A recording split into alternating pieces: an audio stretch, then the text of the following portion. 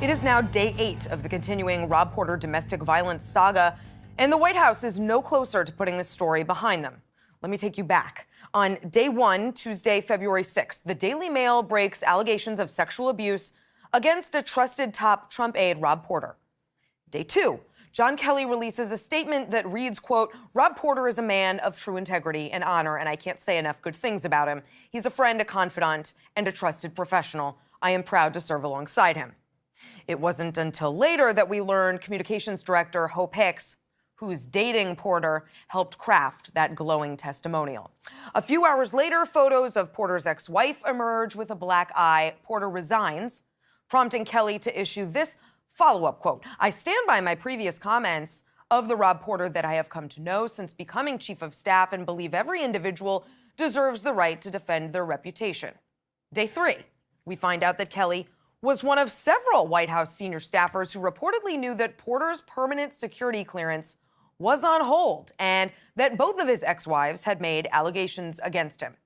Day 4, the president breaks his silence, but not to denounce this, bizarrely to praise Porter. Well, we wish him well. He worked very hard.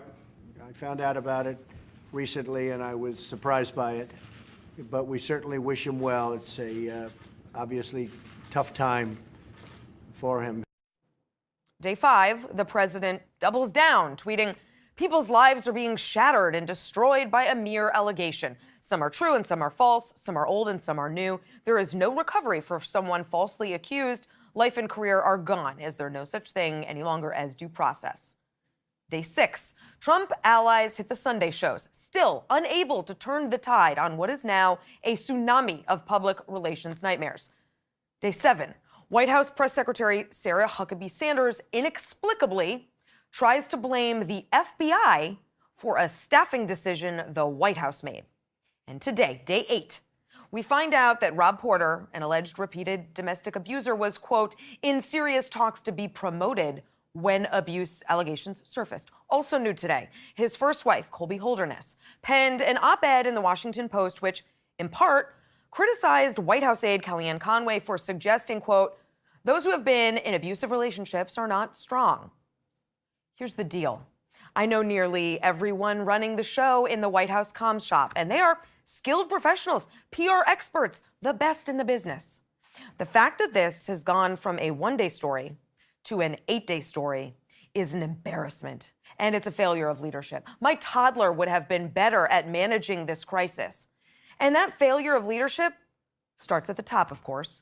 Word is a frustrated President Trump spent the weekend and Monday night phoning his allies and associates to get their advice on what to do about the growing scandal.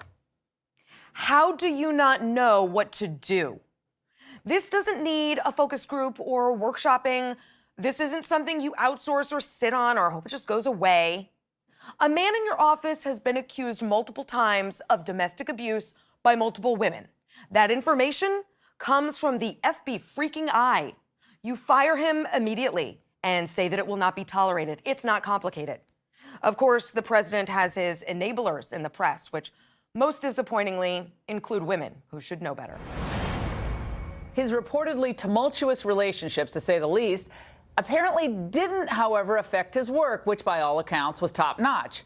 And on Friday, the president refused to throw Porter to the wolves. Apparently, the only acceptable response from the president would have been condemning Porter to a life of misery and inviting the wives to the White House for a Me Too lunch.